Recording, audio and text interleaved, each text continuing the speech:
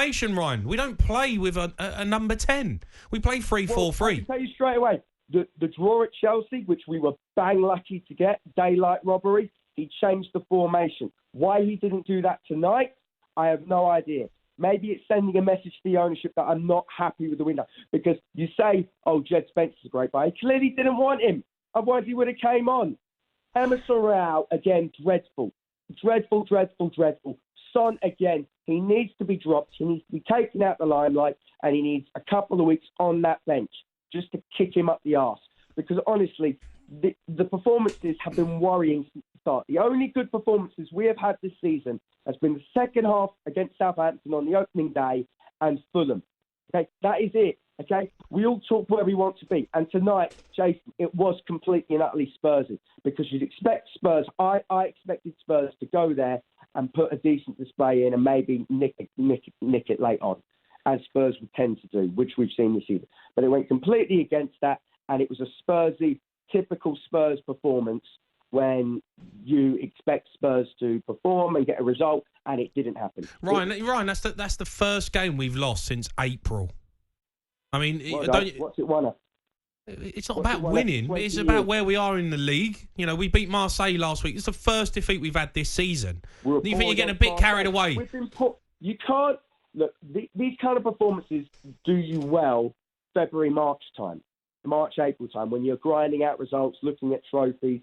It's no good now. You want to be building momentum. We can't build momentum just off of results, Jamie. We need to put in the performances that are going to get us there. We've been grinding out horrendous performances and nicking games. It's really, really bad to watch. And with first halves, generally all season, it's been shocking. All right, Bryce, I appreciate your opinion. Let's go to Cristiano, who's a Sporting Lisbon fan. Cristiano. Hello, Jamie. How are you doing? I'm good. I mean, look, you must be happy tonight. One person I want to talk to you about, Marcus Edwards. Tottenham let him go. He's gone to Sporting Lisbon. He looks a real talent. Yes, when he arrived at the Marine, I fell in love with this little fist that he's got. He's like a little mouse going around players and all that. And once we got him, I was absolutely over the moon. I think he's an amazing player. I think, and playing as a fast nine as well, I think he's got even better now. Yeah, he does look good. Look, it's 2 wins in the Champions League. You beat Frankfurt. You haven't conceded a goal yet.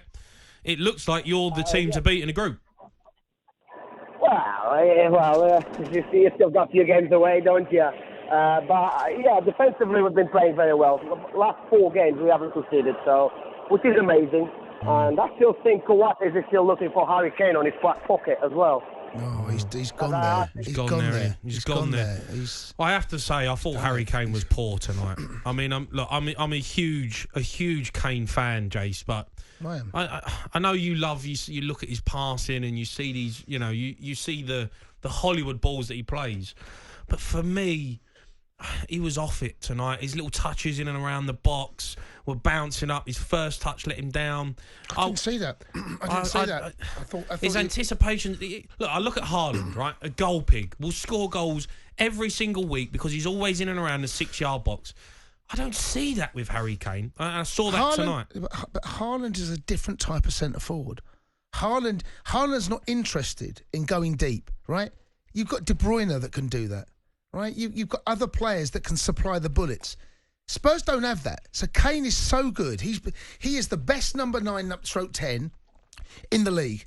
There aren't many players that can play number 9 like he does and score as many goals as he does, and also drop deep and be a number 10 and he was picking out passes. There was a free kick tonight where he goes towards the ball.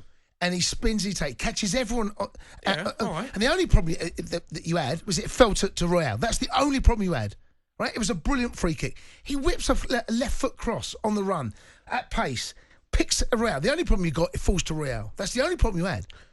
If that's Son, you probably win that or at least get a point. I'm a little bit worried about Son.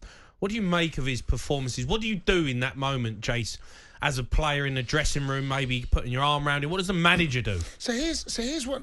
Just looking at Son, who's been magnificent last 3 or 4 years, with the signing of Richarlison and Kulusevski coming in as well. I know he was there last season, But all of a sudden, his position is unassured now. Just wonder, is there a little bit of pressure for him to really pull? All it was Lucas Moura before that. Is there now a slight element of you've got? So Richarlison's in the team, not because he's been magnificent, because really Son hasn't been. So he's kind of he's got his way in, he's got his chance. Yeah, I know he scored 2 goals in the Champions League last week, but actually, Son has opened the door. He's allowed the door to be open. And just looking at Son, there's a little bit of lack of confidence. There's a little bit of one of those, you know what it's like for strikers, Jay. We know where they're not hitting the ball cleanly.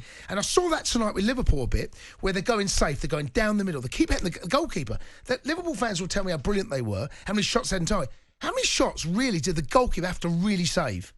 They're straight, they're safe. They're one of these shots, they hit the target. He doesn't do that, Haaland. Haaland he strokes it in the net, puts it in the corner. Because he's 6 yards out all the time. Yeah, because he anticipates where the ball's going to end up. There's that, but do you remember this? Do you remember in the Community Shield where he's got that? Remember they snatched at the shot just towards the end. And he hits the crossbar, I think, right? Yeah. Right. That would have been a little bit one of those for him, but since then he's gone corner, far post, do this, slots them at home, almost like he's passing the ball into the net. Has he really struck one yet with his laces?